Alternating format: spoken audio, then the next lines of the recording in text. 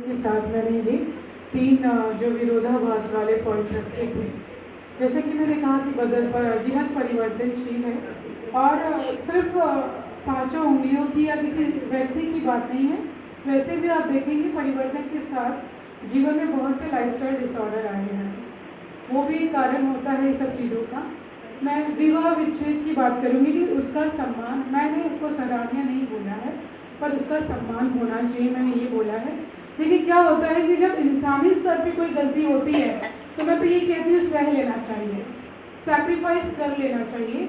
और ये जो आजकल निकला ना, हमें अपने लिए जीना है। अपने लिए जीने क्या होता है ये डेफिनेशन मुझे समझ में नहीं आता। अपनों के लिए जीने में जो खुशी होती है ना, वो अपने लिए जीने में खुशी नहीं होती है।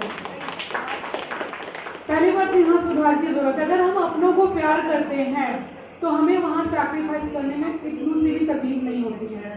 बच्चा बीमार होता है पूरी रात जाग लेते हैं, हम खुद भी बीमार होते हैं तो भी जाग लेते हैं और उसमें हमें कोई तकलीफ नहीं होती है, हमें बहुत खुशी होती है।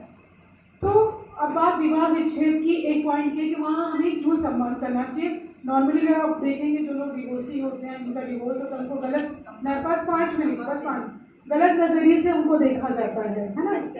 वो गलत नजरिया हमें रोकने की जरूरत है क्योंकि सबकी कहानी एक जैसी नहीं होती है, सब सौभाग्यशाली नहीं होते हैं। दो इंसानों के बीच का टकराव तो संभाला जा सकता है, लेकिन अगर सामने वाला रावण है तो आप अपनी बच्ची को सीता बनने का उदाहरण कैसे दे सकते हैं।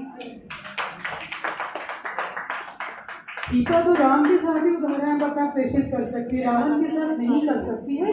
तो ऐसी स्थिति पे आपको विवाह विच्छेद का सम्मान करना चाहिए, परिवार को आगे बढ़कर अपनी बच्ची का सहयोग करना चाहिए और सही समय पर उसे अपने घर वापस लाना चाहिए। अब दूसरे विवाह की भी बात मैंने की कि देखिए वैसे पहले भी मैंने यही बात कहा कि हर किसी का प्रेम ऐसा नहीं होता है और जरूरी नहीं है कि हमेशा दूसरा विवाह असफल होता है। समय लिए मेरे पास बहुत से उदाहरण हैं दूसरे विवाह का भी। यदि आपके जीवन में कोई मिस्टर राइट आता है जहाँ आपको लगता है कि मेरी जिंदगी सुखद हो सकती है तो वहाँ पे आपको आगे बढ़ जाना चाहिए।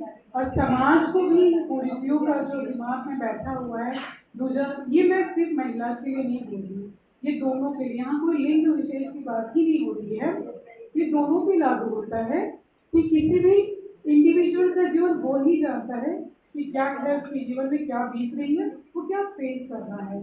तो आप किसी इंडिविजुअल को जज नहीं कर सकते हैं। तो इसीलिए हमें दूसरे विवाह का भी बदलते वक्त के साथ सम्मान करना चाहिए। फिर एकल परिवार, यही चीज आपको होती है एकल परिवार के लिए। कई बार परिवार में ऐसा नहीं कि बहू ही बुरी होती है, ऐसा नहीं कि सास ही बुरी होती है, पति ही बुरा होता है। हर इंडिविजुअल की सिचुएशन अलग होती है, हर घर की कहानी अलग होती है। कभी बहू अच्छी होती है वो सास अच्छी नहीं होती, कभी सास अच्छी है बहू अच्छी नहीं है ना। कभी पति को बुरा हो सकता है। तो अगर ऐसी सिचुएशन हम साथ रहकर खुश नहीं है, एक दूसरे को खुशियां नहीं दे पा रहे हैं, घुट घुट कर जी रहे हैं सिर्फ समाज में इज्जत के नाम पर, है ना, तो बेटर है कि हमें वहाँ पे अलग हो जाना चाहिए। आप भी सुकून से जिए, हमें भी सुकून से जी लेना चाहिए। तो ऐसी जगह हमें अच्छे वाली सिचुएशन का भी सम्मान करना चाहिए। मैं इसको सराहनीय अभी भी नहीं कहना, पर हर किसी इंडिविजुअल की कहानी अलग होती है, उसका हमें सम्मान होना चाहिए। किसी भी इंडिविजुअल को इन 3 चीज़ों के लिए जज नहीं करना चाहिए जो नॉर्मली हम देखते हैं, सुनने में आता है।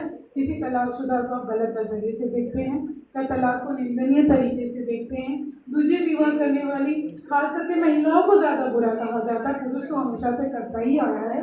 महिलाओं को गलत नजरिए से देखा कि भाई महिला इंसान नहीं होती है, उसकी कोई भावनाएं नहीं होती है, तो उसका सम्मान होना चाहिए। और जहाँ परिवार विभाजन हो रहा घुट घुट के जीने से अच्छा है कि दो लोग अलग होकर के स्वास्थ्यवर्धक तरीके से खुशी से अपने जीवन को जिए। यही मैं अपनी वाणी को विराम देती हूँ।